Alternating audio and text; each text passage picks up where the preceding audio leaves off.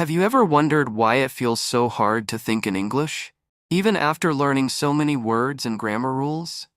You may be able to read English, write in English, and even understand others when they speak. But when it comes to forming your own thoughts in English, it suddenly feels like a big wall stands in your way.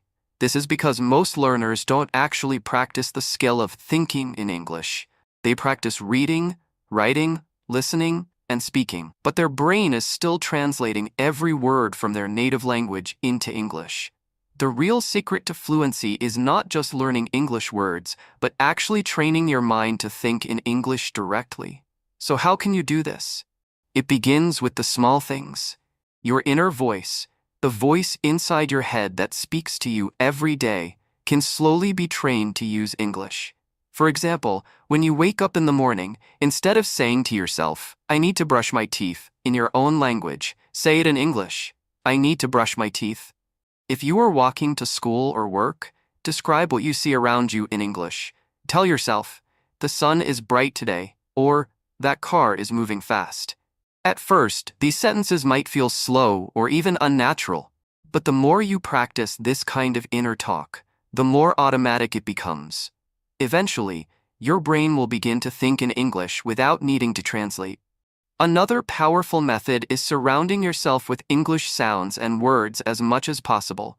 Your brain is like a sponge. The more English you hear, the easier it becomes to think in it. Instead of only studying English during a short lesson, make it part of your lifestyle. Watch TV shows, listen to podcasts. Don't worry if you don't understand everything at first. The important thing is that your ears and your brain are getting used to the rhythm, tone, and natural flow of the language. Over time, those sounds become familiar, and your brain begins to produce them on its own. Now here's something interesting. Thinking in English is not just about language. It's also about culture and habits of expression. Every language has a certain way of organizing thoughts. For example, in English, people tend to keep sentences short and direct. If you always try to think in long and complicated sentences from your native language, you will struggle to translate them. Instead, start practicing shorter, simpler sentences in English. Imagine you are texting a friend. English thinking is often like that, straight to the point. Instead of saying in your native language, "I feel very exhausted because I had a long day full of responsibilities," in English you might think, "I'm so tired. Today was a long day." That's clear, natural, and fast. One more important part of thinking in English is to lower your fear of mistakes. Many learners stop themselves from thinking in English because they are worried about grammar. But thinking is private.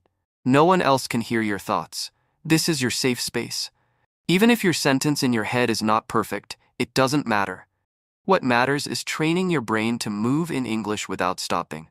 With time, your mistakes will reduce naturally because your brain will get better at choosing the right words and grammar patterns. To make this habit stronger, you can also practice speaking to yourself in English when you are alone. Some people feel shy about this, but it is one of the best ways to train your brain. For example, if you are cooking, describe what you are doing. "I'm cutting the vegetables. Now I'm adding salt. The food smells good." If you are driving or walking, you can say, "I see children playing. The weather feels cold today." These little sentences may feel simple, but they are actually very powerful because they help connect your daily life with English thought. Visualization is another tool that can help. When you learn a new word, don't just connect it to a translation in your native language. Connect it directly to an image in your mind. For example, when you learn the word apple, imagine a shiny red apple. When you learn the word happiness, imagine a big smile on someone's face. This way, your brain will not waste time translating from your native language. It will connect English words directly to meaning, which makes thinking in English much faster. Immersion is also key. If possible, try to create situations where English is the only option. Change the language on your phone to English. Write your shopping list in English. Send short messages to yourself in English. Even if it feels strange at first, it is pushing your brain to get comfortable with English in daily life. Remember, thinking in English is not something that happens in one day. It is a skill, and like any skill, it grows with practice. Finally, let's think about the reward. Why should you put so much effort into thinking in English?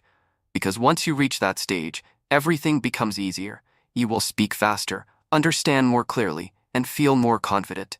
You won't spend so much time translating in your head. Instead, you will live inside the language. That's when English stops being just a subject you study, it starts becoming a tool you use naturally. So the next time you catch yourself translating in your head, pause and try to form the thought directly in English. Start small, be patient, and keep practicing. With time, your brain will adjust, and one day, without even realizing it, you'll discover that your natural way of thinking is in English. And when that happens, you'll feel a new kind of freedom in your learning journey. Take care of yourself,